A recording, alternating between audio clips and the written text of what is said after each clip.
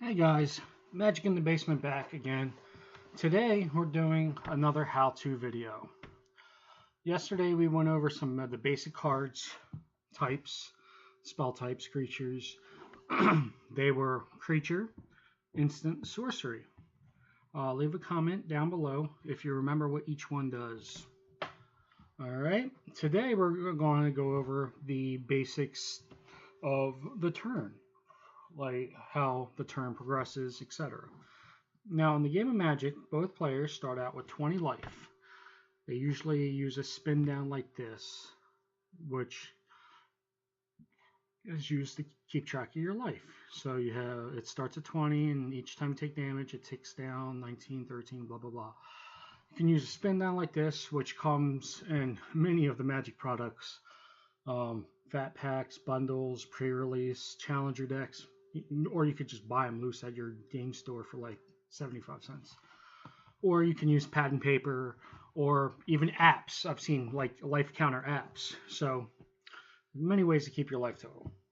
All right, so both players start at 20 life. Then you roll to see who goes first, or in a more casual environment, you could just say, hey, you want to go first, whatever.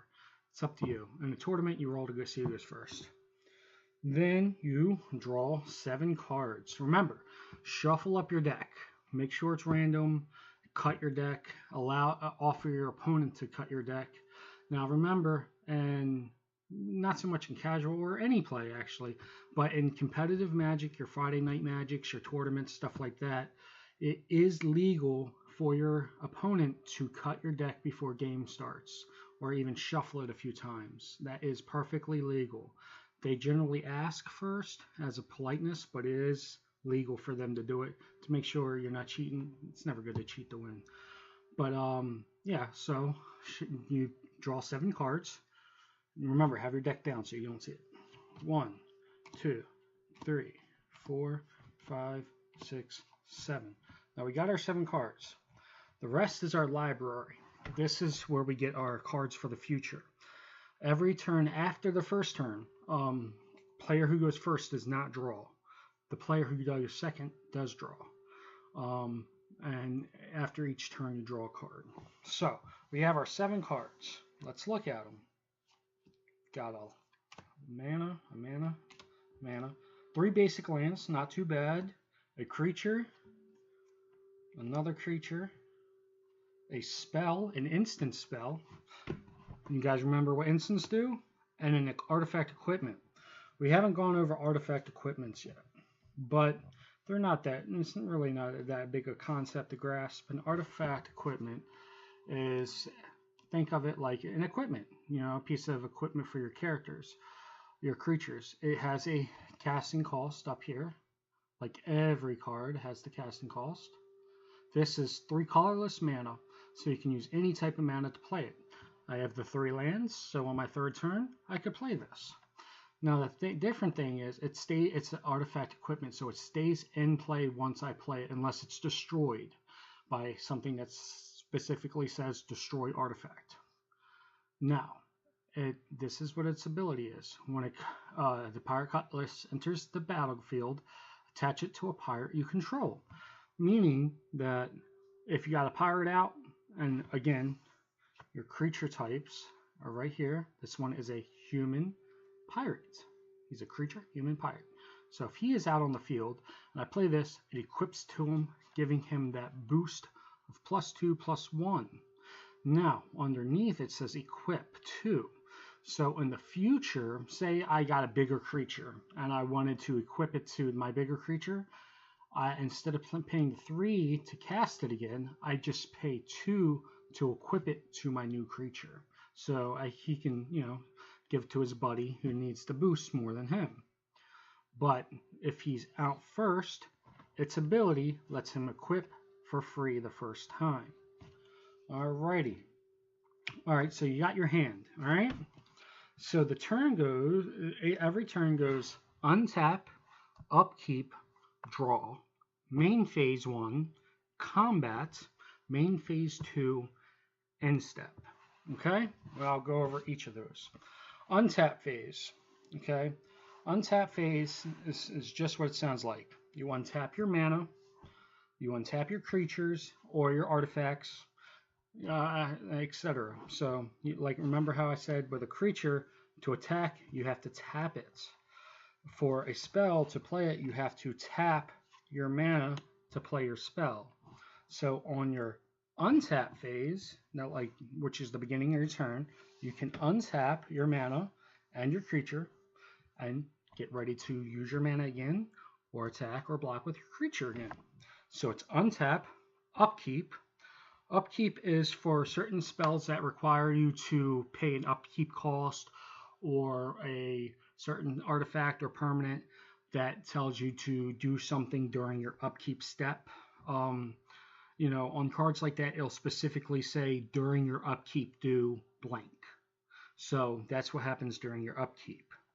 Also, remember, instances can be played at any time. So they can be played on your turn or your opponent's turn. So they can be played during your untap step, your upkeep step, your draw step, your main phase, your combat, your block, your main phase 2, and your end. They can be played all times in response to things, etc. We'll get into the stack on another video. All right, so you got your untap, your upkeep, and your draw. Now your draw step is just what it sounds like. You draw a card. All right, and then you draw your card.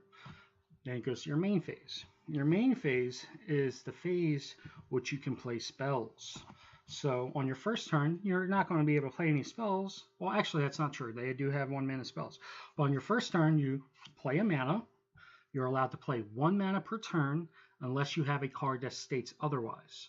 So on my main phase, I'm going to play a mana and then either play a creature that costs 1 mana, which my cheapest creature costs 2. So I can't play him yet. So since I can't play him, since he costs 2 mana, I would play my land and then pass my turn, since I have no spells that I can play with 1 mana. So then my opponent would do the same. Untap, upkeep, draw, play their mana, play their spells, do their combats if they have them, and then do a main phase 2, which I'll get to in a moment, and then pass. And then it's our turn again. So untap, upkeep, draw. All right. Play a land for the turn. So now I have 2 mana. So what we can do is tap the 2 mana, providing us 2 red mana, since it's both red, and play this creature. So this creature has 2 mana. He's a 2/2, 2 power, 2 toughness, and he has an ability. If I pay 2 mana, he gets +1/+0 until end of turn. Now, remember yesterday I said when you play a creature, it cannot attack because it's got summoning sickness. It cannot use a tap ability because it has summoning sickness. So in this case, all he can do right now is block if they have an attacker. We'll get into attackers and blockers in another episode. But the basic rule of attacking, you have to tap. So let's pretend for this time he can attack. All right, so we'd say going to attack step or going to combat. And you say that to give your opponent a chance to respond if they have an instant. If they don't, you declare your attackers. I'm going to attack with this guy. Turn him sideways. If they have a creature, they can block it. If they don't, he deals 2 damage to their life total of 20. And now they're at 18. First player to hit 0 loses. All right, now that's my main phase. I played him. My combat phase, I attacked with him. Now I have a main phase 2. So in main phase 2, you can do everything you can do in main phase 1 if you have the mana. So say I had played, say I had 2 more mana, okay? Do we got another mana in here? I know we do. Let's get another mana. All right. Say we have 2 more mana on the field. Say it's turn 4, okay?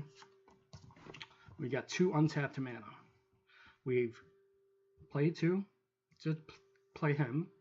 We've attacked with him. Now it's main phase 2. Main phase 2, we can do the same thing as in main phase 1. We can play creatures. We can play sorceries, and we can play instances or artifacts, etc. So in this case, we have 2 untapped mana, And we're going to play another spell. An instant. This spell costs two mana, one colorless, one red. An instant can be used at any time, and this one deals 3 damage to target creature or player. So let's pretend they have a creature out, like this one, for example. This one has 2 defense and 2 offense. Where is it? There we go. So if I played this spell and they had a creature like him, it would kill it because it does 3 damage to their 2 defense. Okay, so he would be dead. He would go to the graveyard. If they don't have a creature and I played this spell, it would do 3 damage to their life total. So if they're at 20 life, they would go down to 17. If they were attacked for 2, they would go down to 18 for the 2 for the creature, and then 3 more for the spell, putting them at 15. Okay, so that's main phase 2. Then you go to your cleanup step. So that is a step if you have more than 7 cards in your hand, you have to discard a card.